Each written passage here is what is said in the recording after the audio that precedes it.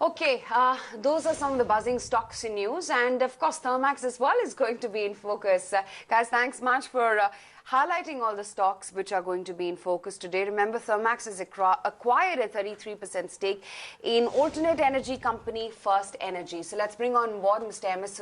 Unnikrishnan, MD at Thermax, and try and find out a little bit more about this stake buy. Mr. Unnikrishnan, hi, morning. Tell us a little bit more about First Energy and what this stake buy brings on the table for Thermax.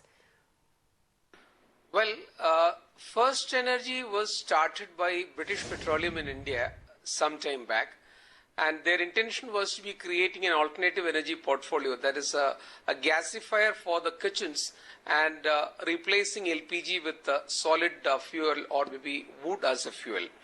And this company was bought over in an MBO in 2008-9 by the then CEO and a team of people. And they run the company up to a 42 crore size by this time, and they're EBITDA positive.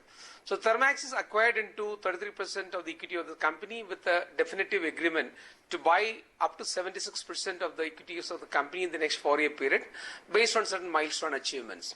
Now, what does it mean for Thermax? Thermax is a B2B leader, business-to-business leader of energy solutions in the country.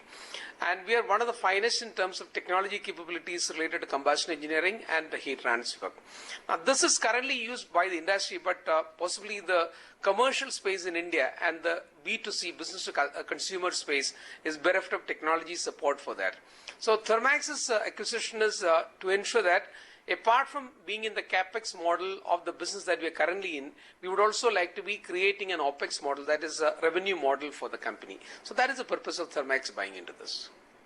For this 33% stake buy, and in terms of revenues, could you share the projections of what First Energy balance sheet looks like?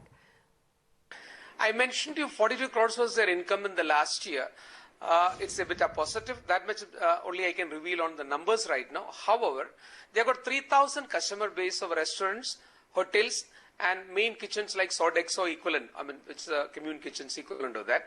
And the potential in the country is unbelievable. It could even be a 30,000, 60,000, even 100,000 consumer base is possible. So that depends a lot more on our ability to be supporting them with our balance sheet. Being a capex-oriented business, one has to be having a balance sheet support and a brand support for also. Both of them are going to be available from Thermax to First Energy. They're selling their product by the name of Urja. So the brand will be retained as Urja. However, it will be a part of Thermax fold in the future. Mr. Unnikrishnan, Indian markets and the Indian economy, they are struggling. Order books are not really growing as one would have liked. Is this the way forward where you would be looking at acquiring more inorganic growth? Is that the way to grow now? That is only one of the facets of the growth, Nikunj, because Indian economy will have to turn around. If you believe that the capex cycle in India will not happen for the next 5-year period, then Indian economy won't grow also. Please remember, the area that we are in, energy area, it has got a sensitivity of 1:1 for an economy like India. For every percentage growth of Indian GDP, we got a equivalent percentage of growth of energy.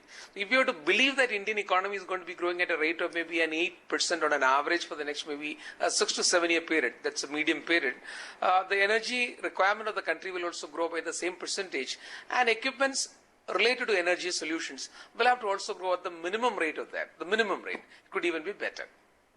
All right. So I'm not one of those persons who believe that this won't grow.